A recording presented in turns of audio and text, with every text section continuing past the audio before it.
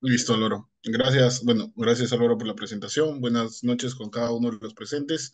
Y bueno, muchas gracias por estar esta tarde, bueno, esta noche con nosotros. Bueno, voy a hablarles un poco acerca de algunos tips para que puedan publicar su caso clínico. Creo que es un tema importante y como bien mencionaba Álvaro, es algo que tal vez muchos, algunos tal vez nos acompañen estudiantes, residentes, puede ser la primera forma de acercarnos al mundo de la investigación, ¿no? Tal vez en mi caso, desde la etapa de pregrado, mi primer acercamiento con investigación fue justamente un caso clínico, ¿no? Entonces, voy a tratar de compartirles algunos de los puntos importantes. Vamos a ver la parte teórica de forma rápida, digamos, sustancial, y los puntos que sí considero que van a ser resaltantes, importantes para ustedes, para que se puedan llevar el mensaje de la sesión más a fondo, ¿no? Entonces, ya me presentaron, estos son mis datos, no tengo ningún conflicto de interés y quisiera empezar justamente con un caso clínico, ¿no? Entonces, que la mayoría de ustedes tal vez lo haya pasado, lo esté viviendo o actualmente pues pueda tener alguna situación similar que le haya pasado en estos días, ¿no? Entonces,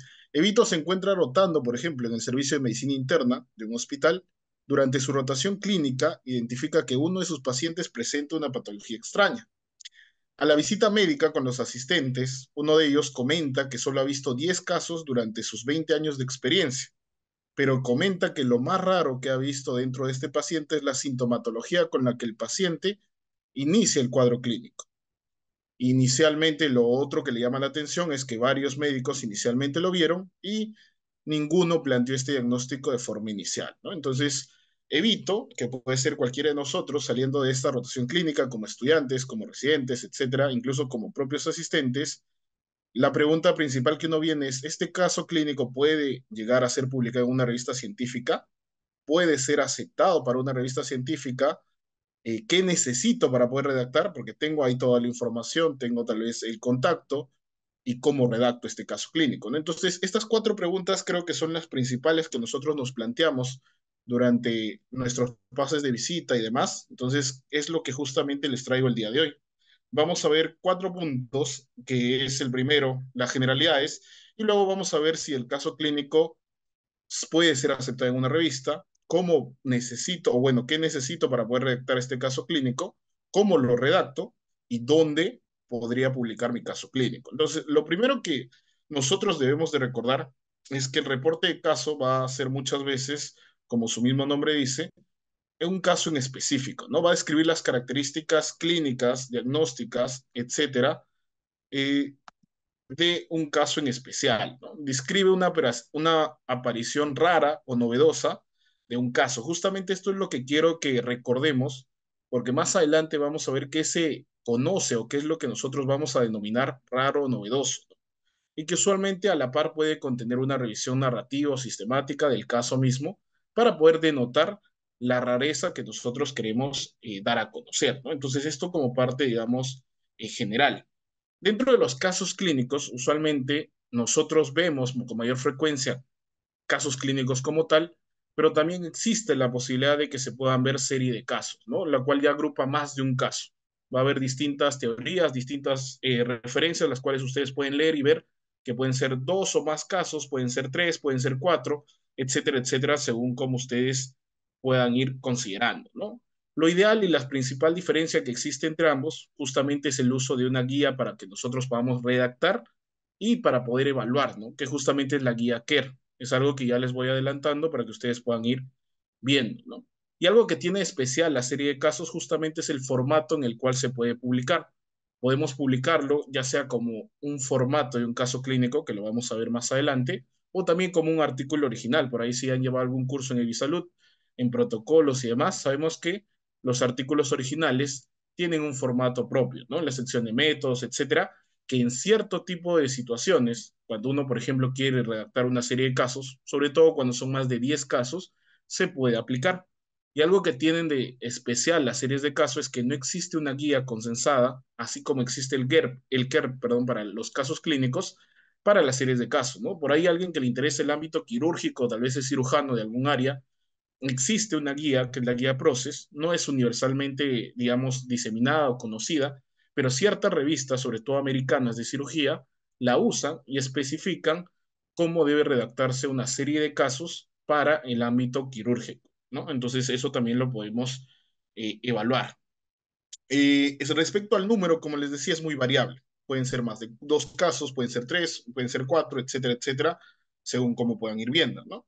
Entonces, los casos clínicos es lo que usualmente vemos, ¿no? Entonces, por ejemplo, un caso clínico como tal, lo vamos a ver desde el título, donde se denomina que tenemos un caso reporte y el nombre, digamos, de la patología. En este caso es un carcinoma miopitelial de vejiga en un paciente pediátrico, ¿no? Pero también puede acompañarse, como les mencionaba, un reporte de caso con una revisión de la literatura. E incluso existe otro diseño que puede ser reporte de caso y revisión de la literatura latinoamericana, cuando, por ejemplo, la patología que vamos a dar de conocer no es muy común en nuestro entorno, pero tal vez para el mundo ya es algo mucho más conocido, ¿no? Entonces puede llegar a ser publicado tal vez con este enfoque, que en nuestro país o que en Latinoamérica no es tan conocido. Obviamente las posibilidades de que pueda ser publicado y la cantidad de revistas que van a aceptar este tipo de manuscritos no es la misma, ¿no? Entonces hay que tener también en cuenta.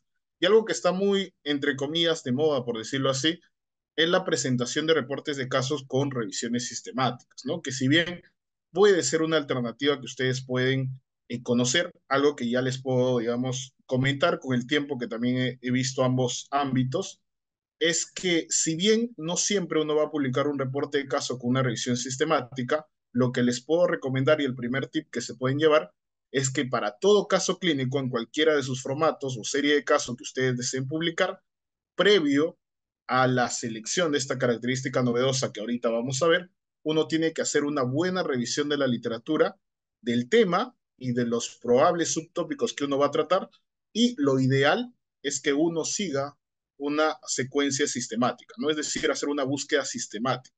Es algo que también, obviamente no lo vamos a tocar a fondo hoy, pero tal vez en el curso, que digamos es parte de todo lo que les voy a hablar hoy día, tenemos una sección exclusiva, detallada, para que ustedes puedan conocer un poco más a fondo cómo es esta búsqueda sistemática exclusiva para casos clínicos, ¿no? Entonces, eso es un detalle importante. En la serie de casos les mostraba y les comentaba que existen dos formatos, ¿no? En el cual uno puede publicarlo y tener un abstract, un resumen, en un formato de un caso clínico, que puede ser a veces estructurado, en el cual mencionamos introducción, reporte de caso y discusión, ¿no? O puede ser no estructurado, como es este caso, en el cual vemos toda la información de forma continua. Pero cuando son usualmente más de 10 casos, no necesariamente siempre tienen que ser más de 10 casos, pero se recomienda que si uno tiene más de 10 casos, puede describirlo, puede publicarlo en un formato de artículo original, ¿no? Entonces eso va a depender muchas veces del autor y también de la revista, porque esto sí es una de las limitantes que ustedes van a encontrar cuando tienen una serie de casos. Yo creo y considero también que la mayor limitante que tienen cuando uno desea publicar una serie de casos es que las revistas no tienen una sección exclusiva de serie de casos, ¿no? Tal vez, digamos, en lo que les puedo compartir de mi experiencia, una de las series de casos que llegué a publicar, que era el ámbito quirúrgico de traumatología, y tenía un poco de oncología también, justamente al buscar revistas, se habrán buscado 10, 12 con todos los autores que pertenecíamos de ese caso clínico, solo una de las 12 revistas tenía una sección exclusiva que era serie de casos, ¿no? Nosotros tuvimos que adaptarlo a un formato de caso clínico para que la revista que la llegó a aceptar pueda publicarla, ¿no? Entonces esa es una limitante que ustedes van a encontrar con las series de casos, que la mayoría de revistas no tiene una sección específica y muchas de las normativas va a ser o bien para un caso clínico o para un artículo original. ¿Cuáles son los pros y contras? Ambos tienen pros y ambos tienen contras, ¿no? En un artículo original muchas veces no va a haber este análisis estadístico que muchas veces puede ser complejo, ¿no? Entonces va a ser simplemente un análisis descriptivo que probablemente muchas revistas va a ser rechazado, ¿no? Entonces también es difícil, pero obviamente la información es mucho más sucinta, presenta mayor cantidad de tablas, entonces tienes mayor información para poder mostrar. Mientras que en un caso clínico la información es un poquito más limitada. Si te imaginemos, tienes 10 casos, tratar de acomodarlo a la cantidad de palabras que te exige un formato de caso clínico es un poco complejo, ¿no? Entonces, estos detalles también es importante, pero ambas formas de publicar una serie de casos es válida. ¿Quién, digamos, determina finalmente cómo se debe publicar? Los autores y la revista, ¿no? Entonces, eso es un punto importante. Entonces, ya viendo este panorama general de los puntos importantes que uno puede ir viendo, ya podemos diferenciar un caso clínico y una serie de casos, ¿no? Entonces, si ya ustedes por ahí vieron un paciente con algún tipo de patología que por ahí les llama la atención, pero no solo era uno, ¿no? Sino fueron tres durante los 10 años que, por ejemplo, el médico asistente logró ver en ese tiempo, entonces ya pueden agruparlo. Entonces ya pueden ir viendo si van por el camino de un caso clínico o tal vez se animan por una serie de casos, ¿no? Entonces, lo primero que vamos a ver es cómo saber si realmente ese caso clínico que nosotros vamos a querer publicar tiene ese potencial o tiene las características para que realmente llegue a ser publicado, ¿no? Entonces, eso es lo que debemos de recordar siempre. Y esta es una de las tablitas que mayormente la usamos y las puedo compartir también para que ustedes puedan denotar y encontrar, digamos, esa característica al momento que decidan, ¿no? No solo es ver y tenemos un caso que consideramos que es raro, que tal vez el médico de mayor experiencia en el servicio nos comenta que es muy raro, sino que uno tiene que, como ya les mencionaba previamente, hacer una búsqueda sistemática e identificar cuál de estas características tiene, ¿no? Entonces puede ser, por ejemplo, eh, esa pregunta ahora la vamos a contestar en breve. Y esta pregunta de serie de casos, ¿las preguntas las puedo ir respondiendo ahora, Álvaro, o al final? Yo creo que al final nos podemos dar un tiempito para ello, a menos que veas que sí tiene mucho que ver justo con lo que estás hablando. Genial. Entonces creo que sí, sí, sí pueden ir después porque ambas las mencionamos. Entonces, volviendo al punto, justamente en esta parte novedoso, es la parte esencial, creo yo, y la idea principal que se puedan llevar el día de hoy al momento que ustedes determinan el caso clínico. Cada uno de ustedes, por ejemplo, pertenece a distintas ramas, muchos tendrán especialidades o residentes de distintas especialidades, ¿no? Entonces, cada uno tiene las patologías dentro del ámbito y de la rama clínica o quirúrgica que puedan estar desarrollando, las cuales pueden ser consideradas raras o alguna característica especial, ¿no? Entonces, lo primero y lo más común, lo que hemos aprendido desde siempre, es que si uno tiene una enfermedad, entre comillas, rara, ¿puede ser publicable? Sí. ¿Hay un punto de corte determinado para saber cuándo es raro y cuándo es no? También hay mucha literatura en la cual ustedes pueden ver que es bastante variable. Un punto de corte promedio es uno entre 20.000 o uno entre 10.000, más o menos. Pero ¿de qué va a determinar muchas veces esta rareza? Son las características que lo acompañan. Y eso es lo que yo mayormente les sugiero. Más que la enfermedad propia que sea rara, ustedes pueden encontrar algún tipo, por ejemplo, de asociación inesperada, ¿no? Que por ahí el paciente no solo presente esta enfermedad de fondo, sino que pueda presentar sintomatología de alguna otra enfermedad o que tal vez a la par que se presentaba esta enfermedad, inicialmente el paciente presentó algún tipo de otra patología o algo que podría estar asociado, ¿no? Alguna otra situación que también es bastante común y hoy en día es mucho más conocida y sobre todo le da mayor valor a los casos clínicos son los eventos inesperados, ¿no? Muchas veces, por ejemplo, ¿no? El trasplante de médula que se logró hacer y que al paciente que tenía VIH, entre comillas, se curó justamente con este trasplante fue producto de un caso, de un evento inesperado, ¿no? Ya va creo que el cuarto caso, que justamente se van presentando en casos clínicos aislados que probablemente va a ser motivo de investigación mucho más grande, ¿no? Lo cuarto y otra alternativa que ustedes pueden encontrar es cuando existe una nueva alternativa, pero acá sí hay que tener muchísimo cuidado, no es probar cualquier tipo de medicación que uno considere y le aplicamos al paciente y el paciente ver cómo responde, ¿no? Entonces ahí nos estamos saltando varios procesos éticos y demás, sino que, por ejemplo, si existe una patología que por ahí no tiene una línea o una terapéutica determinada porque es una patología bastante rara, es una patología o una variante, ¿no? Por ejemplo, dentro del ámbito oncológico, que es lo que más he visto, dentro de la anatomopatología hay bastantes variantes, ¿no? Muchas veces un tumor que, por ejemplo, es frecuente en glándula parótida se presenta en un órgano sólido. Entonces, en este caso, ¿qué es lo que puede suceder? Tal vez se pueda aplicar el protocolo con ciertas modificaciones, siguiendo algún tipo de guía internacional o tal vez en un consenso en caso de que no exista información viable, ¿no? Entonces, en este tipo de situaciones en las cuales puede aplicarse de una forma específica esta nueva alternativa y presente los resultados, ya sean positivos o negativos en el paciente, se puede llegar a reportar de igual manera, ¿no? Y algo que yo considero es lo más común incluso más que las enfermedades raras, son las características clínicas que pueden ir acompañadas de ciertas enfermedades.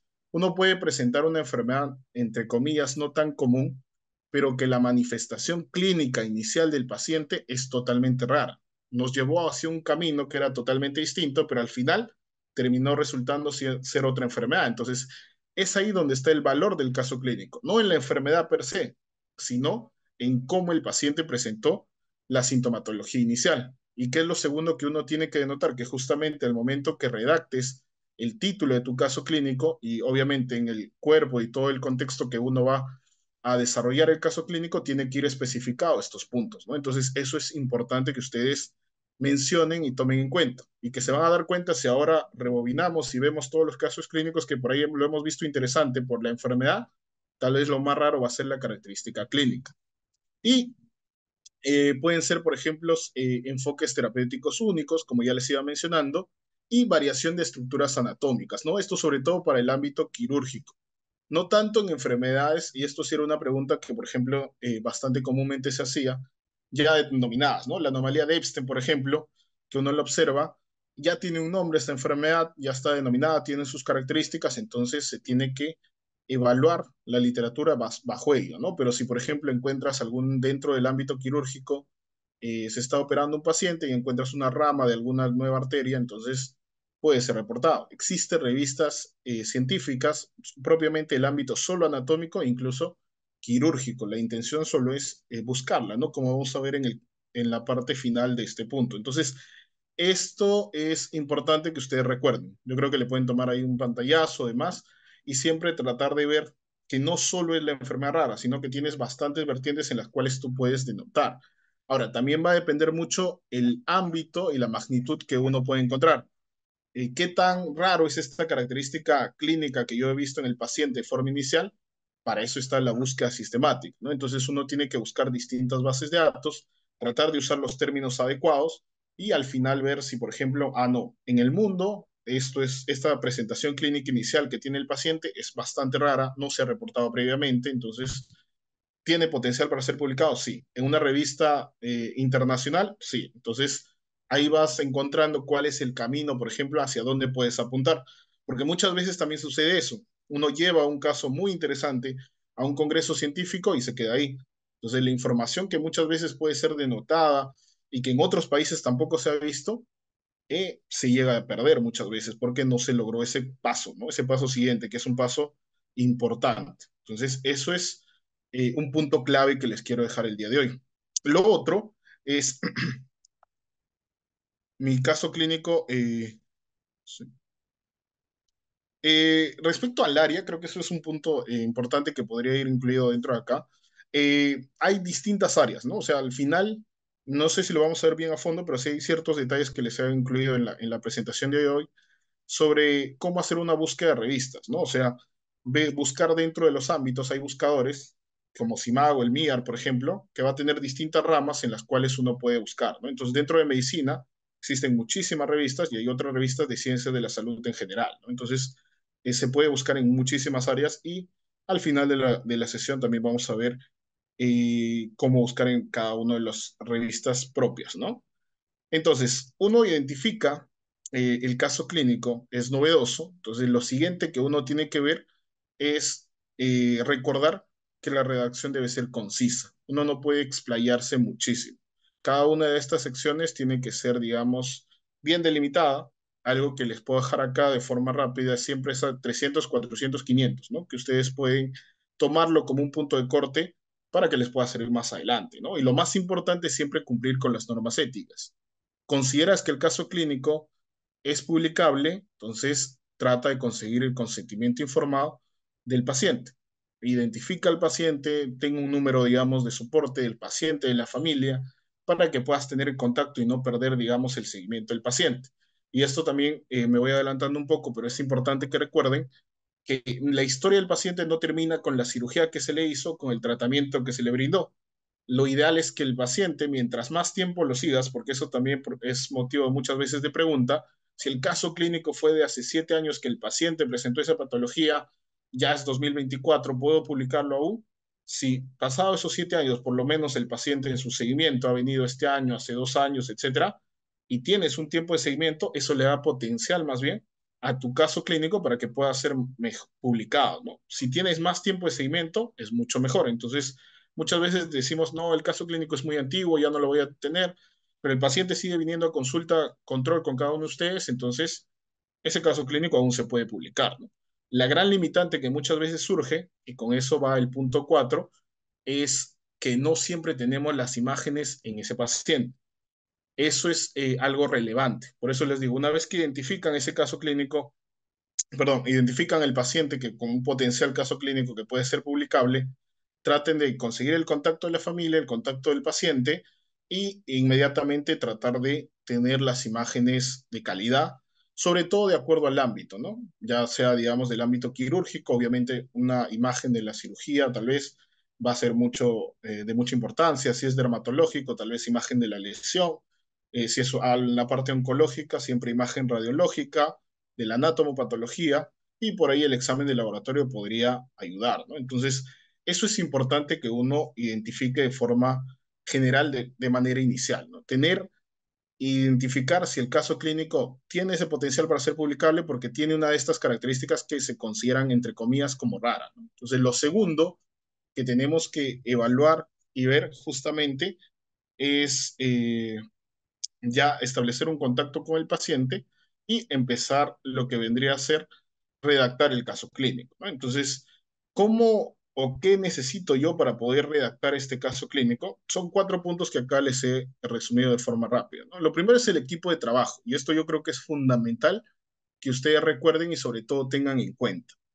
Lo primero que se pueden llevar y lo segundo que digamos sería el tip en esta sesión es que no todos los médicos que ven al paciente son autores. Idealmente sería que sí, ¿no? O sea, sería ideal que todos aquellos que hayan participado del diagnóstico del paciente, del seguimiento, del tratamiento del paciente, puedan ser autores. Pero lamentablemente existe un límite de autores muchas veces para publicar un caso clínico y dos, que hay un proceso en el cual uno tiene que transformar toda esa información que uno la tiene dentro de la historia clínica del paciente en un documento científico, ¿no? Entonces, por eso se tiene que seleccionar un grupo de trabajo. ¿Cuál es mi recomendación acá? Que uno trate de ser líder y trate de organizar ese equipo, ¿no? Entonces, uno trata, ya sea residente, ya seas estudiante, tratas de tener el contacto tal vez del asistente o si uno ya es asistente, tratas de buscar el equipo de trabajo y siempre para poder evitar problemas, porque muchas veces ha surgido, y eso digamos tal vez no lo viví en vivencia propia, pero sí veía que tal vez el asistente en los casos clínicos que participaba muchas veces cuando no existía esta reunión inicial de todos los participantes que han visto al paciente, podría generar riñas después cuando el artículo era publicado, etcétera, etcétera, ¿no? Entonces, lo ideal es inicialmente conversar con todo el grupo, plantearles, tengo la idea, tengo la intención de querer publicar este caso clínico, entonces, ¿cómo podríamos hacer o quiénes están interesados, ¿no? Entonces, ahí ya va seleccionando todo el equipo de trabajo. Obviamente, después uno tiene que evaluar que todos hayan cumplido los criterios de autoría que son importantes, que se tienen que cumplir a la totalidad para que al final puedan ser considerados como autores, ¿no? Entonces, eso es importante. Lo segundo relevante que ya les iba adelantando es el consentimiento informado y los permisos institucionales. Este segundo concepto de permiso institucional es un concepto nuevo porque algunas revistas ya lo están adquiriendo. Algunas revistas, por ejemplo, no yéndonos muy lejos, la revista peruana de Medicina Experimental y Salud Pública, si ustedes revisan, dentro de las condiciones para publicar un caso clínico, ellos solicitan que además del consentimiento informado, se tenga un permiso institucional por parte del centro en el cual se está obteniendo la información del paciente, ¿no? Entonces, es decir, del hospital en el cual uno ha participado, va. Existen hospitales, por ejemplo, en la experiencia que he podido ver en algunos hospitales en Lima, que ya tienen un orden establecido, ¿no? Tienen un comité de ética y el comité de ética, bajo cualquier lineamiento, ellos solicitan que así sea un caso clínico, se entregue no el artículo per se, pero sí una información de que al menos un asistente de la institución esté participando del manuscrito y por lo menos el título del manuscrito. Y dentro del servicio hay situaciones, por ejemplo, que les comentaba, ¿no? Hay servicios en los cuales hay bastante libertad para que cualquiera pueda publicar el caso clínico y simplemente se informe al jefe de servicio, o muchas veces ya está también normado, ¿no? Cada asistente tiene la posibilidad de desarrollar un caso clínico, simplemente hay que comunicar al comité ético. Si no hay comité ética, hay que consultar. Entonces, acá ya dependería, digamos, de cada uno de los casos de forma particular, ¿no? Si estoy en el hospital, averiguar un poco cuál es el proceso para publicar un caso clínico. Tengo que solicitar el permiso, a quién se solicita. Si el hospital tiene un comité de ética es mucho más sencillo porque ellos ya conocen el procedimiento. Entonces, eso les va a ayudar mucho más rápido. Y lo tercero es la historia clínica. Lo ideal o lo que les podría recomendar es tener la información lo más detallada posible. O sea, si le pueden tomar fotos, solicitar, digamos, algún tipo de permiso para poder tener la información de la historia clínica de forma digitalizada, es mucho mejor, porque a veces se olvidan detalles e ir a buscar, por ejemplo, sucedía, ¿no? Algunos hospitales el archivo te da la historia clínica solo una fecha determinada y tú tienes ese día para poder obtener toda la información. Entonces tratábamos de tomarle foto o algún tipo de forma para poder ir resumiendo toda la información, porque al final, me olvidé tal punto, entonces muchas veces archivo tiene muchísimas historias y no te va a volver a sacar la historia, sin otro permiso, que también es un trámite. Entonces, traten de siempre tener la información una vez que tienen la historia clínica para poder obtener toda la información en ese momento, tomarle foto para tener todos esos detalles. Y siempre o no se olviden que las imágenes son relevantes. La imagen de, si por ahí es, dependiendo de su ámbito, ¿no? Por ejemplo, si alguno es reumatólogo, por ahí el dosaje de anticuerpos, etcétera, la parte de serología va a ser mucho más relevante, ¿no? Pero si por ahí alguno es dermatólogo, la lesión, una buena foto de la lesión con alta, digamos, resolución, va a ser importante, ¿no? Y por último, motivación, que es algo fundamental. Lo ideal es que ese equipo que se conforme realmente esté motivado en trabajar y se pueda sacar adelante el trabajo para poder eh, completarlo, ¿no? Entonces, eso creo que es importante. Uno empieza esa rotación clínica, obtienes el consentimiento informado y ya puedes empezar a redactar, obviamente formando ese equipo de trabajo y pudiendo, digamos, trabajar todos en conjunto. Un detalle sobre el consentimiento informado que es importante y también relevante mencionarles. Para el consentimiento informado, ustedes tienen que tener en cuenta lo siguiente. El consentimiento informado es un documento aparte, es un documento que lo elaboran ustedes como autores y que es totalmente distinto al consentimiento para una cirugía, el consentimiento de anestesiología. Es un documento que ustedes tienen que elaborar. ¿Existe alguna pauta o algún tipo de formato general o formato universal que uno tiene que usar? No. Hay ciertas revistas, acá les muestro un ejemplo como el BMJ, que les brinda un formato en distintos idiomas que ustedes pueden usar para publicar en su revista o etcétera, etcétera. Pero no existe un formato universal. Tampoco las revistas son estrictos con ese detalle. Lo que sí es importante, por ejemplo, es que tengan ustedes un formato que ustedes mismos lo pueden elaborar, si están en toda su libertad, o puede ser un formato adquirido, ¿no? Entonces, ustedes lo pueden tener. Dentro de nosotros, por ejemplo, en Evisalud, les brindamos un formato que hemos podido elaborar para que sea mucho más sencillo para ustedes poder tener esa información. Pero recuerden que es un formato totalmente distinto al que existe, porque muchas veces pensamos, no, pero el paciente ya firmó un consentimiento informado. Cada consentimiento informado es para un procedimiento, etcétera, etcétera. En este caso, para la actividad científica, es un consentimiento propio. Y por último, dentro de la historia clínica, recordemos que pueden haber cuatro tipos principales, por ejemplo, de anexos o complementos que son importantes y son muy relevantes dentro de los casos clínicos. Las fotografías clínicas, siempre el detalle de respetar el anonimato del paciente. De preferencia, cubrir, digamos, los ojos. Si por ahí son oftalmólogos y tienen una lesión en el ojo, preferentemente, digamos, si es unilateral, mejor sería cubrir el otro ojo. Si son dermatólogos y la lesión está en la cara, cerca al ojo, entonces obviamente tienen que tratar de tomar la foto, pero no en un panorama, sino tratar de cubrir o solo ver esa sección para que no se reconozca al paciente, ¿no? Eso es fundamental que ustedes tengan en cuenta. Y algo que muchas veces sí les van a mencionar, y alguna vez me ha pasado, que me ponían así, ¿no? La traducción sería algo así. ¿Qué necesidad de poner la foto de la tumoración clínica si ya tengo la foto de la resonancia magnética? Entonces, eso fue una respuesta del revisor de la revista, ¿no? Entonces, uno también tiene que tener en cuenta ese detalle. Si tú ya tienes, o sea, muchas veces uno piensa que mostrar la foto de la tumoración puede ser llamativo, pero la resonancia o la tomografía que le has tomado al paciente ya muestra el tamaño de la lesión. Entonces, si tienes una lesión de 10 por 12 centímetros, que era lo que querías dar a conocer, entonces ya la tomografía va a ello, ¿no? Entonces, siempre hay que tratar de usar lo menos posible imágenes clínicas y usarlas solo cuando sea mandatorio y cuando pueda, digamos, ser requerido, ¿no? Eso también es algo que les puedo ir adelantando y es un tip que ustedes tengan en cuenta. Las imágenes de patología también son relevantes. Hoy en día, y esto también les va a pasar, cada vez la tecnología va avanzando. La parte de patología, la inmunohistoquímica, cada vez va siendo más avanzada, pero por lo menos en cierto tipo de patologías, hablando ya del ámbito, digamos, oncológico, casi ya todas las patologías de tumores, digamos, sólidos requieren algún tipo de inmunohistoquímica, ¿no? Entonces, eso también es relevante. Pero, ¿qué pasaría, Pedro, si es que no tengo una imagen de la lesión?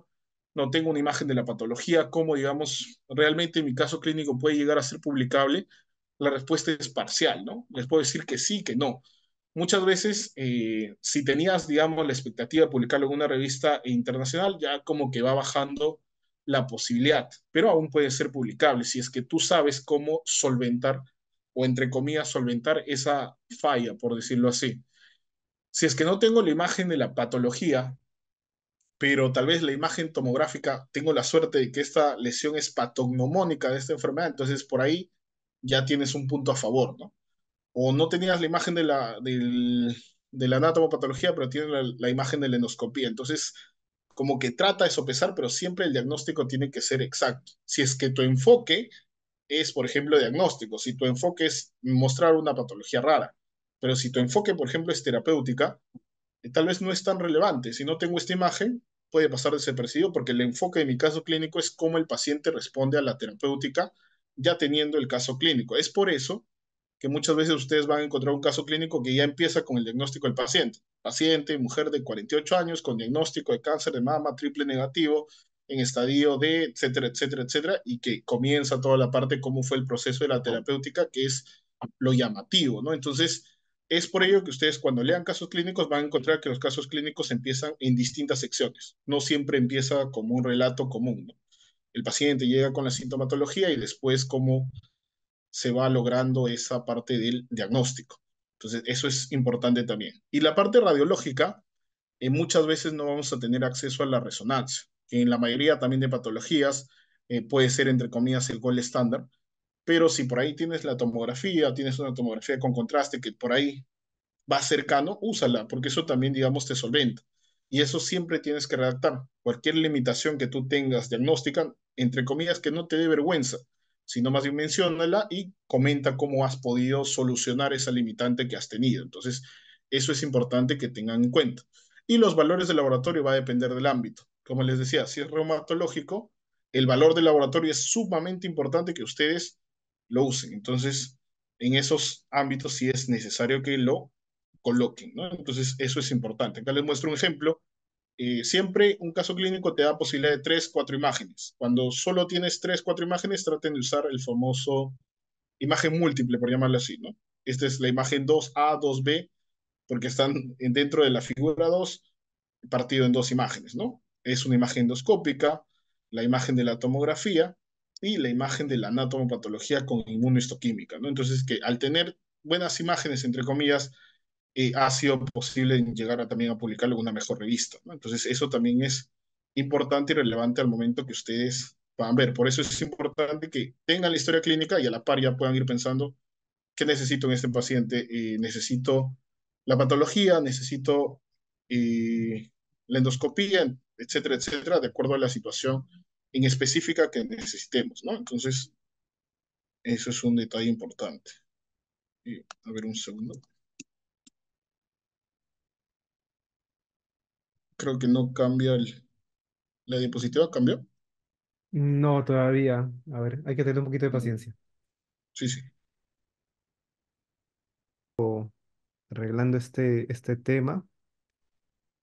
A ver, sí, sí. comentando algunas cositas que por ahí nos han dejado también.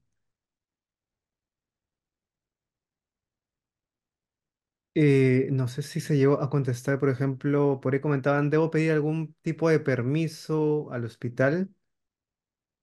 Ya, justo mientras lo voy solucionando, voy Ah, respondiéndole. es una buena pregunta. Este, sí, justamente como les iba comentando, va a depender muchas veces de la revista en sí, pero hoy en día, en la actualidad, lo ideal es que se pueda tener el permiso, porque si bien no todas las revistas te van a solicitar el permiso institucional, muchas veces para evitar, digamos, cualquier tipo de problema y situación interna que puede suceder, es mejor tener un permiso institucional y permiso del servicio, es lo que usualmente le recomendamos. Y lo segundo es que dentro de ciertas revistas, como decía, alcanzando la revista peruana de medicina experimental es un ejemplo, ya le solicita que tengan un permiso institucional para que pueda ser y para que se pueda hacer válido o sea, es un documento más que al momento que ustedes puedan subir se pueda solicitar. Entonces, eso es importante que lo tengan en cuenta. Entonces, sí es relevante tener el permiso institucional. Ahora, ¿qué centro les brinda ese documento? Sí es variable. Hay algunos hospitales en Lima que les pide el comité de ética y otros que sí de forma autónoma el jefe de servicio les puede brindar y con eso es suficiente. Creo que ya se puede ver, Álvaro. A ver. Sí, estás en el índice. ¿Cómo Sí, sí, redacto? justo Ahí está, en esa sí, parte, sí, sí, ¿no? ya estamos. Listo. Entonces, ya para ir finalizando en este tercer punto, la parte de cómo redacto, ¿no? Entonces, ya tenemos la idea, ya les sugerí que tengan las imágenes ahí a la mano, la historia clínica, ya tienen el consentimiento informado con el formato que ustedes han creado, tal vez ya tienen el formatito que nosotros les podamos compartir del consentimiento informado, le hacen firmar al paciente, entonces ya tienen todo encaminado, tienen su equipo de trabajo, tienen el equipo bastante motivado que quiere trabajar ello. Entonces, lo ideal es cómo redactar. Y para muchos les puede parecer esta parte la más complicada, pero realmente esta es la parte más, entre comillas, dirigida o sencilla que ustedes van a tener. ¿Por qué?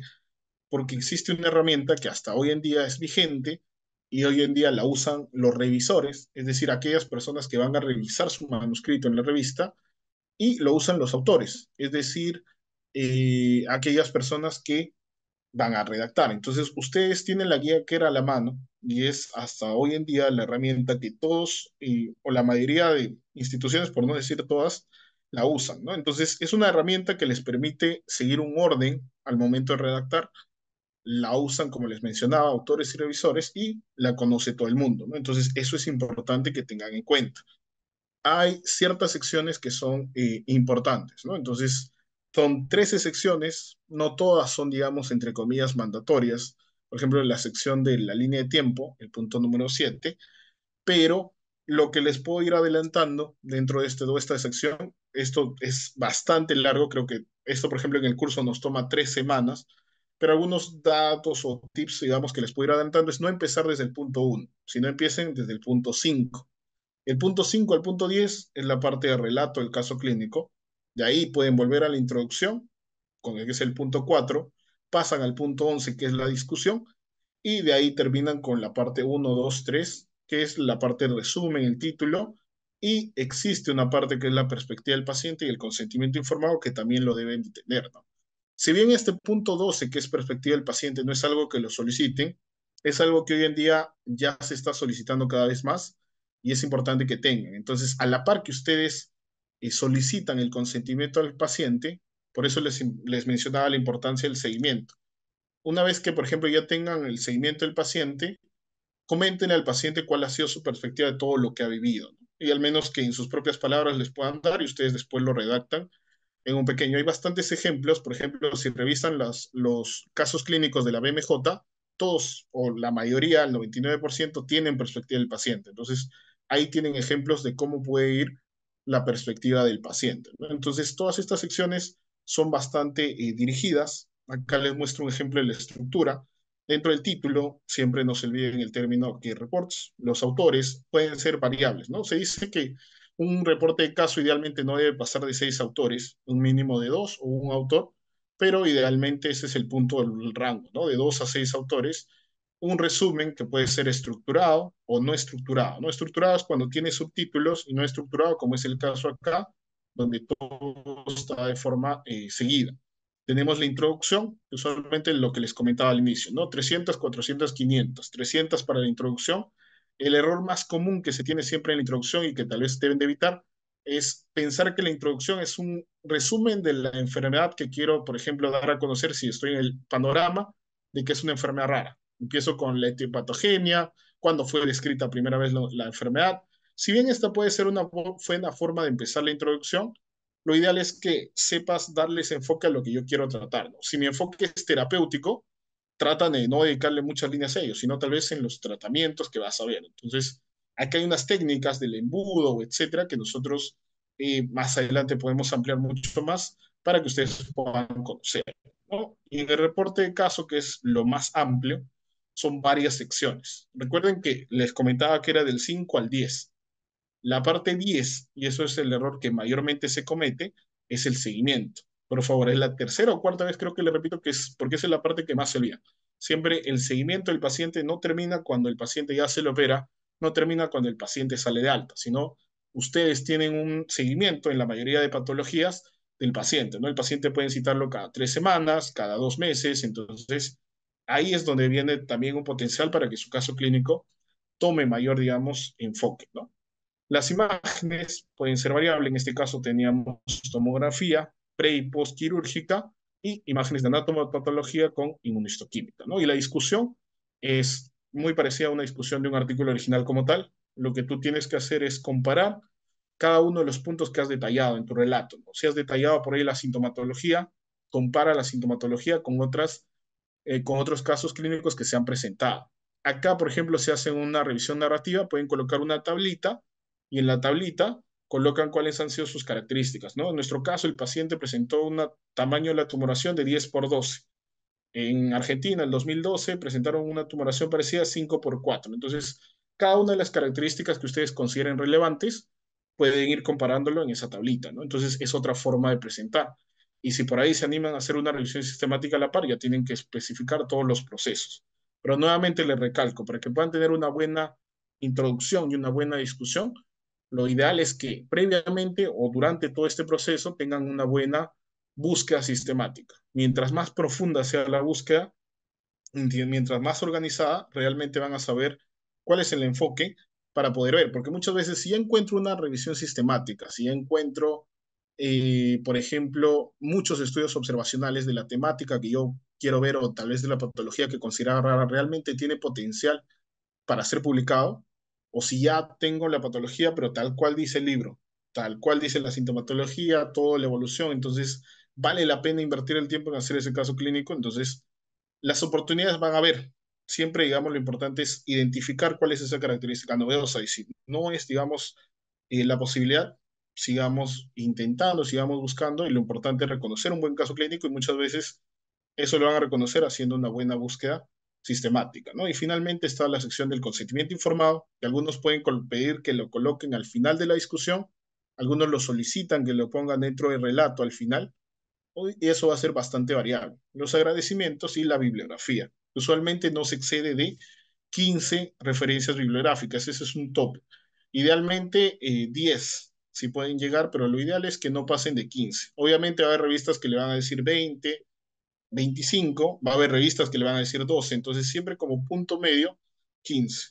300 introducción, 400 relato, 500 discusión, ¿no? Y para poder terminar, creo que es el punto más llamativo. Ya redacté mi caso clínico, ya armé mi equipo de trabajo y entonces, ahora, ¿dónde lo publico? Que es la gran pregunta, ¿no? Entonces, para publicar van a tener que averiguar esas bases de datos y las bases de datos en las cuales ustedes hicieron su búsqueda sistemática identifican potenciales revistas, donde ahí ustedes también pueden ser las primeras opciones que tengan para buscar.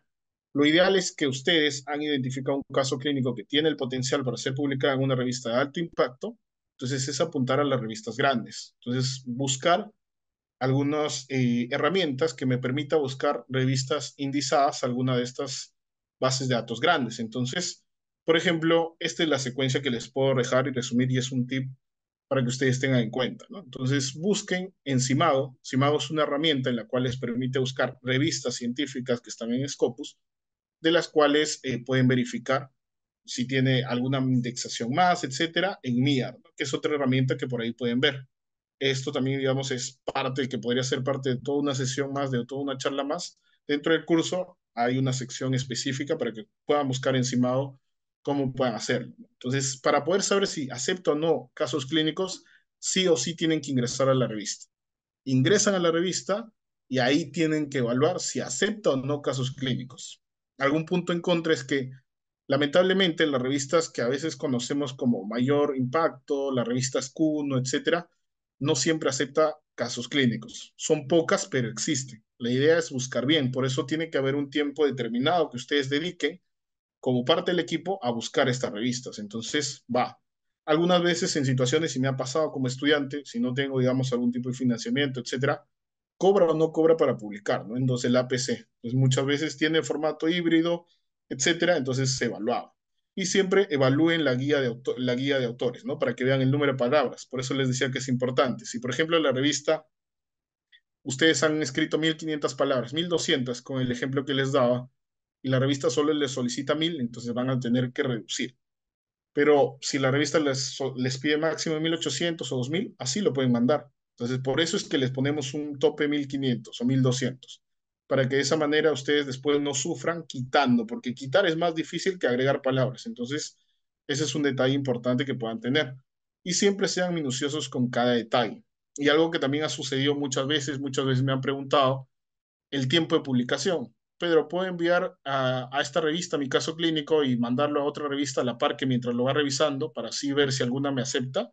Entonces la respuesta es no, ¿no? Eso, digamos, es una falta ética porque al final, imagínate que ambas revistas te respondan en distintos tiempos, pero ambas te den sí. Entonces va a salir duplicada tu caso clínico y es motivo de retracción, ¿no? Entonces estás cometiendo una falta ética. Por eso es importante, si por ahí alguno piensa que publicar un caso clínico es bastante rápido, demora más o es más rápido que los artículos originales, es variable. Va a depender más de la revista que del propio formato de texto que ustedes están publicando, porque obviamente el revisor le van a dar un lapso que también es variable, ¿no? Puede demorar 3 meses, algunos demoran 5, algunos demoran 6, que en parte, por decirlo así, es bastante similar a un artículo original. No vengan a pensar, porque también ha pasado muchas veces que pensamos que el caso clínico se publica más rápido que los demás. El tiempo muchas veces es similar, entonces también tienen que buscar y siempre tengan varios planes, ¿no? Si no es el A, el B, tienen el C, el D, pero la idea es que puedan buscar, ¿no? Entonces siempre tener eso y obviamente publicarlo o llevarlo, digamos, a congreso sirve, ¿no? Y alguna vez alguno de los docentes, mentores, siempre me dijo, ¿no? O sea, no solo lo lleves ahí, sino también públicalo. Y sí, es un camino que a veces no logramos pasar, ¿no? Entonces, más o menos alguna vez como estudiante también llevé a algún congreso y después pues, tomó su tiempo, ¿no? No le puedo decir que fue 6 meses, 5 meses. Tratar de organizar y aprender todos estos detalles que a veces parecen lejanos, que es publicar, al final sí se puede llegar. Entonces, la idea es que ustedes se animen. Fíjense que la guía Kern no es tan compleja. Hay ciertos tips, ciertos detalles que nosotros podemos desglosarlos. Ahí en el curso, por ejemplo, lo hacemos en 3 semanas todos, cada uno de los puntos, para que a la par puedan ir llevándolo y al final vale, ¿no? Entonces, si al final pensamos que pues, los casos clínicos no son citados, que no sirven, digamos, al final, pero realmente sí, o sea, muchas veces pensamos que el caso clínico no sirve, que nadie lo va a leer, y muchas veces te das cuenta que en otra parte del mundo no habían visto esa patología que tú habías visto. Tú pensabas que esa patología nadie más podría ser la primera en el mundo y al final no te das cuenta, después de 4 años, alguien hace una revisión narrativa o revisión sistemática, y al final te das cuenta que efectivamente no había esa patología similar como la tuya en esa localización en el tiempo. Entonces, la información que tú logras concretizar, si lo haces de una forma ordenada, siguiendo cada uno de estos detalles, teniendo toda la información posible a tu alcance, obviamente, porque no siempre vamos a tener todas las herramientas diagnósticas y demás, al final sirve y ya das a conocer la realidad de tu país, la realidad que existe en el Perú, existe mucho potencial, existen muchas patologías que en otros lados es bastante rara y patologías que en otros lados es más común, pero que al final incluyen, ¿no? Por ejemplo, en uno de ellos creo que es una de las patologías de cáncer gástrico, que era una tumoración que obviamente en Japón, en China, la usan más, y en una revisión que justo citaron, era curioso, ¿no? Decía Japón, Japón, Japón, China, China, China, y al final Perú, y ahí nos habían considerado, ¿no? Como esta presentación de esta tumoración que era infrecuente, ¿no? Pero que al final suma un granito de arena y que al final sirve para que en base a esa idea que tú creaste se puedan ir formando estudios observacionales más grandes y al final ensayos clínicos que puedan determinar, ¿no? Entonces, Creo que eso es todo. Me queda nada más invitarlos al curso. Es un curso bastante amplio. Existen docentes de muchísima experiencia que nos acompañan. Ahí les presento algunos: el doctor Diego Chambergo, el doctor Daniel Mendoza, el doctor Noé Tamari, que todos tienen muchísima experiencia y les he conseguido algunas de sus publicaciones en ciertas revistas, todas indexadas, y la experiencia también que ellos les van a poder transmitir es muy relevante, ¿no? Entonces, si hubiera alguna pregunta adicional, encantado de poder ayudarlos y muchas gracias también por eh, su atención, ¿no? Genial. Ahora creo que sí podemos contestar rápidamente a las preguntas que han estado realizando por el chat y luego vamos a hacer esta dinámica para poder dar una media beca para este curso. Así que no se despeguen. A ver, en cuanto a las preguntas, igual la voy leyendo desde la última y vamos subiendo. Dice, en el caso de que la revista no acepte tu caso, ¿lo menciona directamente o cuánto tiempo esperaría para mandarlo a otra revista? Entiendo que si es si se reenvía rápidamente o hay que esperar algún tiempo. Ah, cuando ya te dicen que no, ¿no? Sí, creo que se refiere a Ajá. eso. Sí, sí, Correcto. cuando Ah, no ya. te O sea, acepta. si por ejemplo la revista no te acepta, existen posibilidades, ¿no? O sea, muchas veces la revista te puede decir, alguna vez ha pasado, que los casos clínicos no llegan al potencial de ser caso clínico y te dan la posibilidad de publicarlo como una carta al editor. Alguna vez me ha sucedido y por ahí también les puede llegar, ¿no? Entonces, en ese momento ustedes tienen que decidir.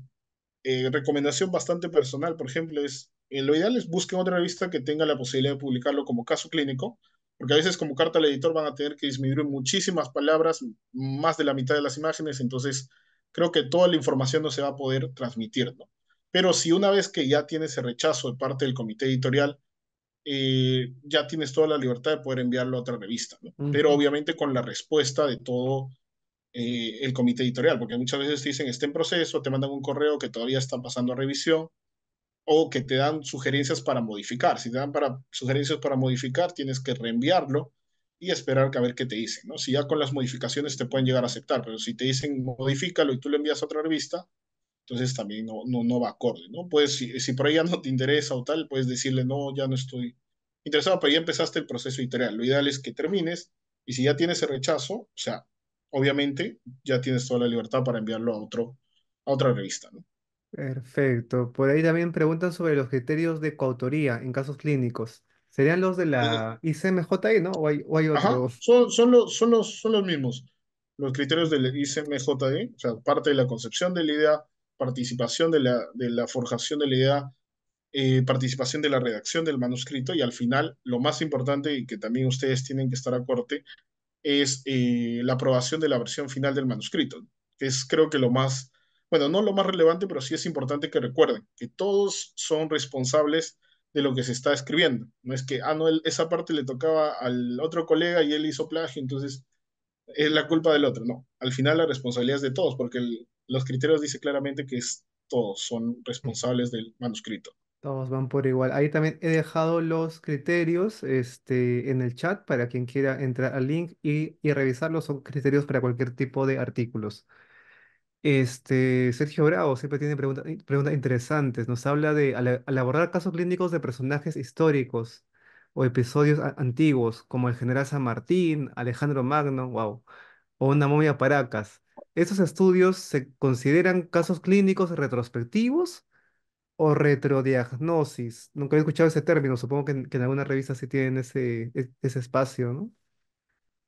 De Es retrodiagnosis. un detalle bastante raro. Realmente solo alguna vez lo leí. O sea, una vez nada más vi un artículo que mencionaba este término, pero al momento de leer el manuscrito como tal, o sea, sentía que era algo similar, solo que cambiaba el término. No sé, pero a fondo, o sea, desconocería establecer una comparación directa, ¿no? No he abordado bien el punto, pero más o menos a experiencia que alguna vez por ahí choqué con algún artículo, era bastante similar el concepto que tenía, ¿no? Ujú.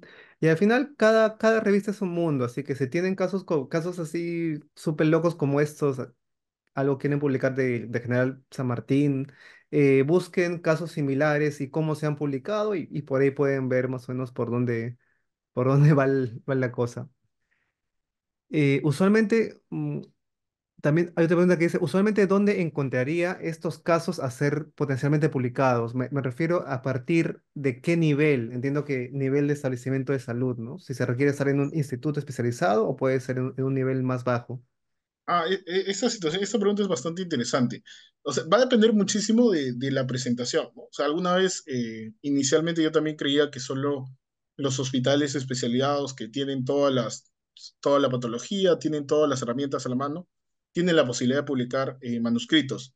Pero la realidad es bastante distinta. Si, por ejemplo, la presentación del paciente quiere dar a denotar, por ejemplo, ahorita lo que se me viene a la mente, la presentación en emergencia del paciente y cómo se pudo controlar esos síntomas en emergencia del paciente. Si estás en un centro de primer nivel o tal vez de segundo, que se ha podido controlar en ese nivel y tú tienes toda la información al alcance, es totalmente válido. Entonces, eso también sucede muchas veces. Pero obviamente, quien mayormente, porque sucede, ¿no? Cuando uno está, por ejemplo, en el serum, refieres a tus pacientes que por ahí has visto que tiene alguna patología interesante y al final el hospital de referencia es el que tiene toda la información completa. Si por ahí podrías obtener algún contacto en el hospital que te pueda brindar toda la información para seguir la secuencia de la historia, sería ideal. Pero si por ahí tienes alguna patología que sea controlada en emergencia y que eso es lo llamativo y que tú has visto esa evaluación directa, también puede ser publicado, ¿no? Entonces va a depender por eso del contexto en el cual se ubique. Ujú, perfecto. Algunas otras que ya se habían contestado indirectamente, que tienen que ver con los requisitos de la revista. Cada revista tiene requisitos un poco distintos, pero sí hay límites, ¿no? De palabras, es más o menos 1500 palabras para un caso clínico, de fotografías o de tablas son, si no me equivoco, unas 3 o 4, ¿no? En promedio. Y otra pregunta que nos hacían era, en una serie de casos, ¿qué deben tener en común estos casos? ¿Qué tan parecidos deben ser entre sí para incluirlos?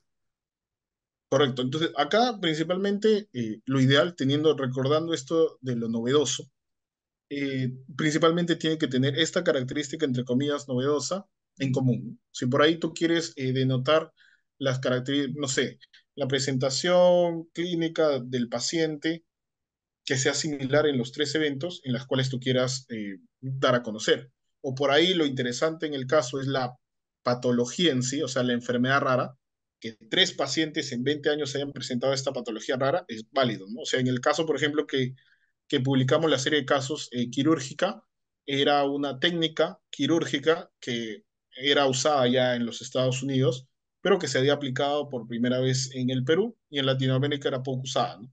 Se había aplicado a cuatro pacientes esta técnica quirúrgica y había seguido un periodo de seguimiento distinto, ¿no? Algunos 7 años, 6 años, y lo llamativo fue la aplicación de esta técnica quirúrgica en los cuatro pacientes, ¿no? Si por ahí es una enfermedad rara en los cuatro pacientes o si es la característica clínica en los cuatro pacientes, ¿no? Eso va a ser, digamos, el punto para poder determinar que sea una serie de casos, ¿no? Ujú. Por ahí Mary preguntaba, en los casos clínicos, a publicar, si no es un tratamiento novedoso, podría ser por el diagnóstico. Claro, o sea, tiene que haber algo novedoso, puede ser el mismo diagnóstico, el manejo, las complicaciones, alguna interacción, algo, ¿no? Justo de la tabla que Pero mostró, habían varias cosas novedosas que puede tener nuestro caso y que lo hacen publicable. Ahí también preguntaban, en el caso de pacientes fallecidos, ¿no? Esa es una pregunta siempre recurrente. En lugar del consentimiento informado, qué cosa podríamos presentar?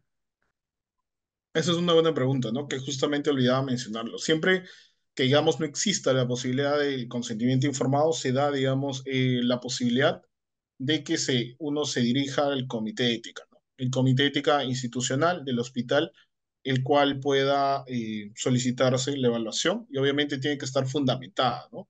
Lo primero que te va a preguntar el comité de ética es por qué no se consiguió el consentimiento informado del paciente, no se tiene contacto con los familiares y una vez que se asevere todos esos detalles, se puede llegar a esta evaluación. Incluso hay algunos comités de éticas que aparte del consentimiento informado, uno lo puede solicitar como parte del proceso. No he visto, digamos, revistas directamente que te exija consentimiento informado y evaluación por comité de ética, pero por ahí tal vez puede existir, ¿no? Entonces, en este caso particular, el comité de ética puede emitir algún tipo de aval cuando no existe ya contacto con el paciente por fallecimiento, pérdida del paciente y de los familiares, ¿no? Claro, ni sus familiares, ¿no? Entonces, ya, la última preguntilla dice, ¿hay la posibilidad de que una revista acepte tu reporte de casos si debido a los escasos recursos no se logró tener un examen del gol estándar para el diagnóstico, pero la clínica y otros exámenes auxiliares apuntan hacia ese diagnóstico, ¿no? Lo que ya habías comentado, Pedro. Sí, justo lo último que les mencionaba es que muchas veces al no tener el gol estándar, si es que tenemos alguna otra técnica, entre comillas, convencional o rústica, que haya podido solventar y llegar a ese diagnóstico, que nosotros hayamos usado, úsala y justifícala, ¿no? O sea, en nuestro entorno se usó tal herramienta, va. Pero lo complicado sí es, por ejemplo, que sí, efectivamente al paciente recibió un tratamiento, se tuvo la tomografía, pero tú no tengas la imagen. O sea, si tú perdiste la imagen, no tienes, obviamente no es que te van a rechazar por ello, pero sí baja puntos o baja la posibilidad de que pueda ir ya sea una mejor revista o que también te puedan aceptar, ¿no? Entonces, cada herramienta es fundamental que uno de preferencia la tenga. Y si por ahí no tienes alguna herramienta diagnóstica como tal, ¿con qué has podido, digamos, llegar a ese mismo diagnóstico? O sea, si no tenías la herramienta A, que era el gol estándar, ¿cuál fue tu herramienta B para llegar al diagnóstico? Justifícala, menciona, y Ujú. eso va, más que una limitante, va a ser, digamos, un punto a favor para ustedes, porque van a ver en otro lado que se está usando otras técnicas cuando no se tiene esos detalles, ¿no? Genial, entonces, em, ahora, los últimos 5 minutitos vamos a hacer un pequeño test. No sé si Pedro tienes ahí ya Sí, sí, lo voy a... la hojita para ir compartiendo. Entonces, hay algo El que se llama Kahoot. Kahoot, que tal vez ya lo he usado antes, en el cual ustedes escanean desde su celular o ponen un código, y entran a un pequeño, a responder ciertas preguntas, ¿no? Lo vamos a hacer súper rápido porque ya nos hemos pasado un poquito de la hora, pero aquellas personas que resulten en los primeros lugares van a tener un pequeño premio. Les voy comentando que todo este tema de casos clínicos lo estamos también comentando porque está por iniciar el curso, como decía Pedro, de redacción y publicación de casos clínicos que inicia este fin de semana o esos días ya en Evisalud. En este curso, pues ustedes van a poder aprender desde cómo identificar un caso, cómo recolectar bien los datos, cómo redactar cada parte del caso, cómo buscar en qué revista publicar, cómo mandarlo a publicar y cómo pues hacer todo este proceso editorial final también. Entonces, es un curso que comienza desde cero, desde lo básico, porque hay competencias también de búsqueda bibliográfica y otros que hay que ir teniendo en cuenta y que los va guiando paso a paso para ello, ¿no? Y justo los premios que vamos a dar ahora tienen que ver con ello. A ver, Ya ¿nos lo puedo avisas, compartir, Pedro? Álvaro. A ver, Sí, sí, sí, les sí. comparto la pantalla. Ese es el código. No sé si pueden ingresar El link a puedes Kahoot. también pasarlo tal vez por acá. Oye, ya. A ver un segundo. Entonces, si no han usado Kahoot, ahora les va a pasar Pedro un link por el chat. Entran al link, ponen su nombre y va a ser tal vez. Y bueno, vamos a esperar un par de minutos para esto y pues tal vez alguien no tenga buen internet, eso lamentablemente no va a poder participar, pero bueno, por el tema de los tiempos tampoco podríamos esperar tanto. Ese es el link. Y solo colocan el código que está doscientos Ajá, doscientos cuarenta y uno. entra a ese link y pone ese código 200241 o si no, con su celular última generación, escanean el código QR que también aparece en la pantalla al lado. En la pantalla ahí. Ajá, fácil, haces clic De- al de- código QR un por ahí de ratito. preferencia coloquen un apellido o su primer inicial. Por ahí tal vez creo he visto dos nombres iguales. Como Ah, Diego sí, H o Diego C. vamos a ver, nunca he hecho un Kahoot con tanta gente, así que vamos a ver si no explota. Vamos, Supuestamente puede creo aceptar este. que hasta 100, creo que hasta 100 puede entrar. Creo que no somos más de 100. Pueden leer las preguntas. Claro, eh, creo que sí, porque a veces no salen las preguntas y alguien se puede marear. Ah, Ahí ya, sí, de todas formas lo voy a leer. A ver, vamos vamos a con el leerles. Ok, entonces esperamos 30 segunditos más 30 segundos. para ver que estén todos. Son Y preguntas bueno, de la sesión y directas nada más, algunas, pero traten de leer bien la pregunta. che, sí, y qué bueno que haya tanto interés por este tema de los reportes de casos, ¿no? Como dice Pedro, son una buena forma de comenzar a meterse al mundo de la investigación, de la redacción, de la publicación, porque igual tienes que leer artículos, sintetizar las ideas y todo ello, que luego cuando quieras hacer estudios más grandes, te van a ser de mucha utilidad, ¿no? Sí, las preguntas las vamos a leer. Ya, entonces comenzamos a la cuenta de... ¿pueden compartir el acceso directo, dice Gustavo? Entras al link y pones este código que es 200241. No debería haber problemas. De hecho, tenemos el candadito aquí abierto, así que si a alguien se le sale, puede volver a entrar. Entonces, ahora sí, en 5, en 4, en 3, en 2, en uno y go. Listo, entonces vamos con la pregunta uno.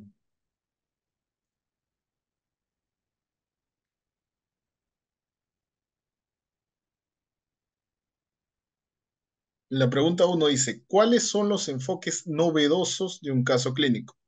Puede marcar más de una.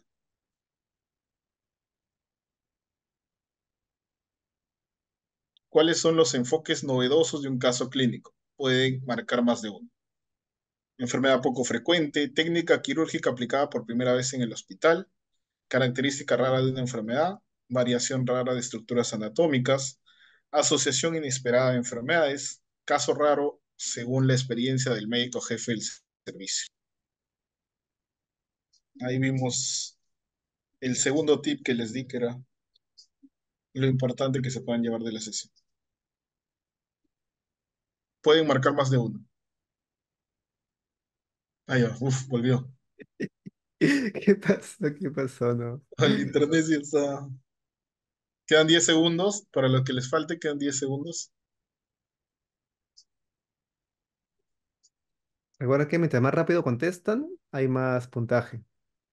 Uy, acá sí hemos tenido bastantes respuestas variadas. Pero bueno, la respuesta correcta en este caso era las que aparecían en nuestra tablita, ¿no? Enfermedad poco frecuente, característica rara, variación rara de la estructura anatómica y asociación inesperada de enfermedades, ¿no? Recordemos que no una técnica aplicada por primera vez en el hospital siempre va a ser una característica novedosa, ¿no? Y tampoco la experiencia de nuestro médico jefe. Siempre una búsqueda sistemática, ¿no? En nuestro primer lugar por ahora es Vic.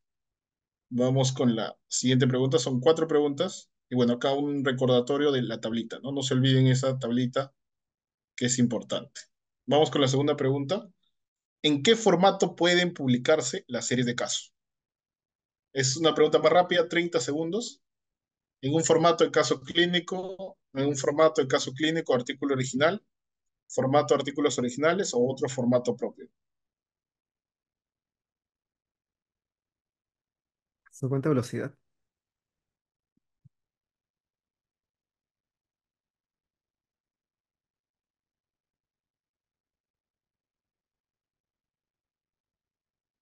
Correcto. Recuerden que las series de casos pueden publicarse también en formato de artículos originales, lo que decíamos al inicio. No solo como un formato de caso clínico, sino puede ser como un formato de caso clínico y también como un artículo original. Ajá, engañoso, engañoso. Uy, cambió. Víctor Casas y diagnóstico segundo. Eso era lo que les mencionaba ahí, los dos ejemplos. Y vamos con la tercera pregunta. Traten de leer bien. ¿Qué tipo de imágenes se pueden incluir en un caso clínico? ¿Qué tipo de imágenes se pueden incluir en un caso clínico? Imágenes radiológicas, de patología, lean bien, no sé, avanza rápido.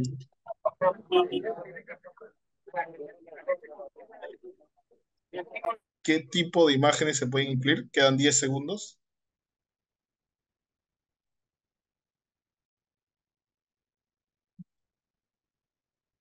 Muy bien, creo que es casi la mayoría marcó. Recuerden, pueden ser imágenes radiológicas, de patología o clínicas, pero siempre respetando el anonimato del paciente. O todas. Sigue Víctor Puricazo adelante, Diego H. subió y Vic. Vamos con la última pregunta. Bueno, fotografías clínicas, imágenes de patología, radiológicas y valores de laboratorio. Y la última pregunta es una de selección múltiple, hay un poquito más de tiempo acá, un minuto. Y con respecto a la redacción de un caso clínico, marque las alternativas correctas, ¿no? Lean bien, tienen un minuto para esta pregunta. Todos los médicos que ven al paciente son autores del caso clínico. Se debe de tener el consentimiento informado previo a la publicación. En caso de no tener el consentimiento informado, solicitar por el comité de ética y se debe de mostrar usualmente el rostro del paciente sin cubrir los ojos. 30 segundos. Pueden marcar más de una, recuerden, las alternativas correctas.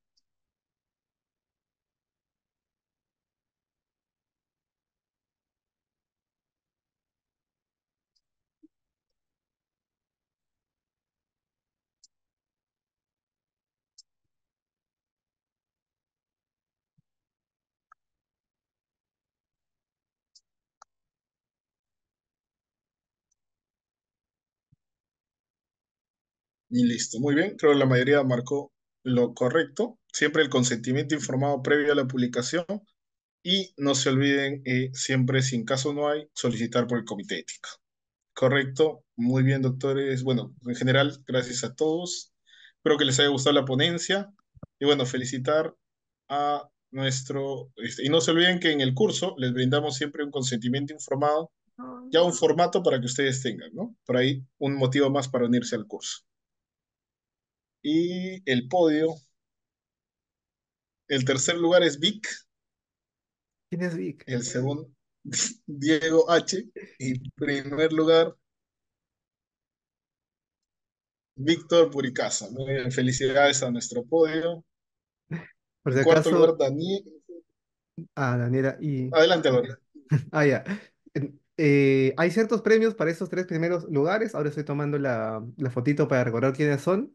Entonces, para el primer lugar va a tener una media beca para este curso de reportes de casos.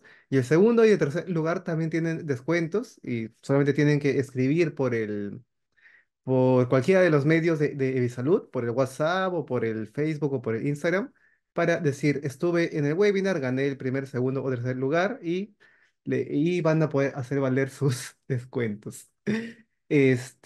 Lo otro que les he comentado es que sí, hay también un código de descuento masivo para todos. Entonces, todos ustedes simplemente pueden comentar, contactar con el salud comentando, estuve en el webinar, ¿no? Y van a tener un pequeño descuento si es que quieren ya comenzar con su aventura y comenzar a inscribirse a este curso de casos clínicos. Lo pueden hacer desde este código QR, de hecho. Ahora pueden escanearlo con su celular y los lleva al WhatsApp de Evisalud con la frase que ustedes tienen que comentar para que les den su código de descuento. Em, y bueno, no se olviden que de todas maneras este es un curso que si ustedes dicen, bueno, ahora tal vez no tenga tiempo para poder llevarlo bien por la chamba, por otras cosas que tengo ahorita mismo, pueden adquirirlo ahora, pueden ver a su tiempo la parte teórica, porque toda la parte teórica es asincrónica. Y los talleres, que sí son sincrónicos por reuniones de Zoom con docentes expertos, ¿no? Pueden llevarlos, si no lo llevan ahora, en la siguiente vez que se abra este curso, que se abre más o menos cada 2 o cada 3 meses, ¿no? Entonces, si ustedes son de los que no tienen casi tiempo, ¿no? Puede que esa sea una mejor opción, comprar el curso ahora y van revisando a su tiempo y ya cuando lo hayan revisado bien, ya se meten para tener las reuniones sincrónicas y tener así su certificado. Todos los certificados son avalados por la Sociedad Peruana de Medicina Interna em, y pues salen como aprobados si es que sacan la nota de aprobado, lo cual recuerden que todo certificado les vale para la reacreditación del colegio médico.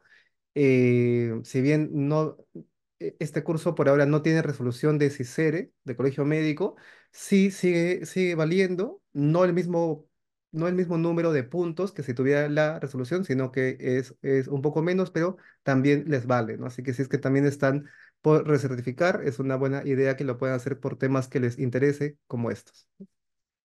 Entonces, muchas gracias a todos por su participación. No sé si por ahí hay algún mensaje que nos hayan dejado final. Ya vi. Víctor sí es Víctor Purizaca. Vic es quien no sabemos quién es, pero si alguien se presenta diciendo yo soy Vic, pues tendremos que creerles. Esta ponencia igual vamos a intentar subirla a YouTube lo antes posible para que lo puedan tener por ahí. Síganos desde el YouTube de Evisalud, donde también hay varias ponencias y hasta algunos mini cursos ahí para que puedan ir revisando.